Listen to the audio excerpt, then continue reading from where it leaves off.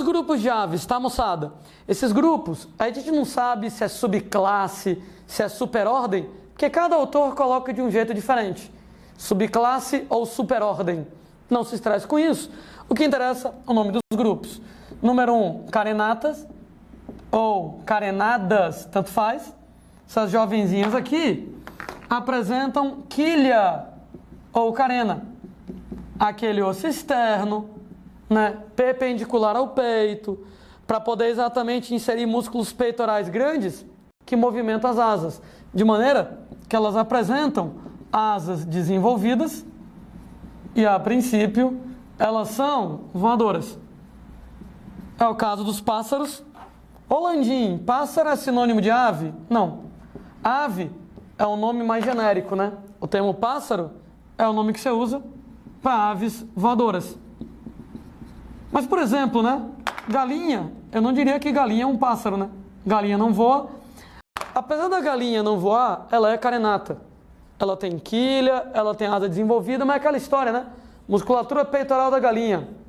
Ela tem pouca mioglobina, começa a bater as asas, falta oxigênio, não consegue mais produzir energia e ela cansa logo, de maneira que ela não pode manter o voo durante muito tempo. Outro exemplo, moçada, de carenata, que não voa, é o pinguim. Mas por quê? Nos pinguins, as asas se modificaram em nadadeiras. Ah, faz sentido, né? Pinguim, ele mora lá no Polo Sul, frio pra caramba, tão frio que no ambiente terrestre praticamente não tem ninguém. Então não tem predadores para ele, como também não tem comida. Toda a comida dele está debaixo d'água e os predadores estão debaixo d'água. Então para ele não vale a pena voar, porque ele voar, fazer o que voar? Não tem comida, não tem predadores para fugir. Agora, nadar. Então ele vai na água encontrar o alimento dele. Ele vai ter os predadores, então ele vai precisar de um movimento dentro da água extremamente eficiente para procurar comida e fugir dos predadores. Tanto é que pinguim fora d'água é super desengonçado, né? Aquele andar lá do pinguim dentro d'água. Pinguim é uma bala. Então, asas se modificarem em nadadeiras, tornar a locomoção na água bem mais eficiente. Segundo grupo, gente, aves chamadas ratitas. As ratitas não apresentam quilha, não apresentam carena. Essas jovenzinhas apresentam asas atrofiadas e elas não são voadoras, elas são corredoras, de maneira que as asas têm um papel de dar equilíbrio durante a corrida. Que nem, gente, o aerofólio de um carro de corrida que dá estabilidade para o carro de corrida, nas aves ratitas, quando elas vão correr, elas abrem as asinhas atrofiadas e essas asinhas atrofiadas ajudam a dar equilíbrio. Só existem, gente, ratitas em 3 lugares do planeta. Na América do Sul, é o caso da ema. Lá na África, é o caso, moçada, do avestruz. Atualmente, a maior ave que existe, chegando a mais de 2 metros de altura. Você tem pessoas lá na Oceania. Algumas, moçadas atualmente extintas, o moa era uma ave semelhante ao avestruz, gigantesca, chegava quase aos 3 metros de altura, uma coisa enorme, né?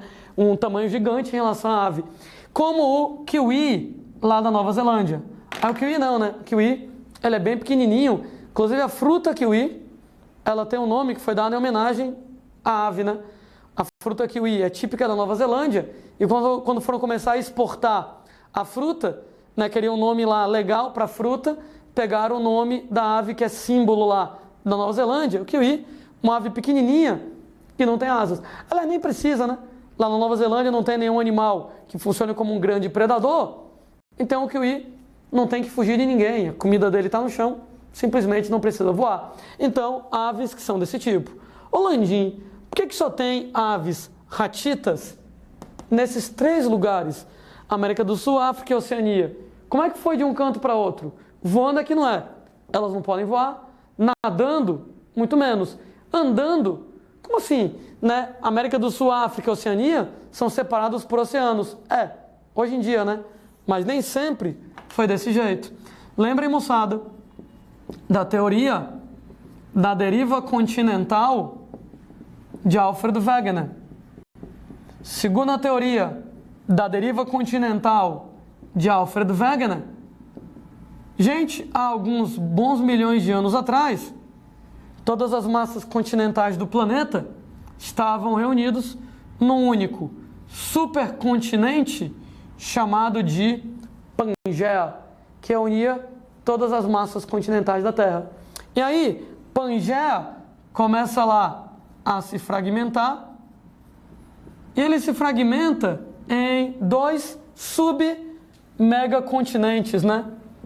Laurásia, as terras do norte, que no segundo momento vai originar a América do Norte, vai originar Europa e a maior parte do continente asiático, e Gondwana, as terras do sul, que vai originar a América do Sul, África, já falamos sobre isso. E todo mundo já percebeu como o mapa do Brasil encaixa bonitinho lá no mapa da África. Vai originar, moçada, Oceania, Antártida e a Índia, que depois se enfia no resto lá da Ásia. Fato é que Hatitas surge na época em que Gondwana já tinha se separado da Laurásia, e nessa época a gente tinha América do Sul, África e Oceania grudados. Então a primeira Hatita que apareceu, a primeira ave Hatita que surge na época que Gondwana tinha América do Sul, África e Oceania num bloco só, surge. Quando tu separa a América do Sul, África e Oceania, as Hatitas são separadas pelo movimento lá dos continentes, pela deriva continental, de modo que hoje em dia só existem em América do Sul, em África e em Oceania. Questão super tradicional de vestibulares, né? Por que só tem Hatitas, essas aves que não voam, que não nadam, mas em lugares tão separados? Não foram elas que se separaram, foram os continentes que se separaram. Teoria da deriva continental.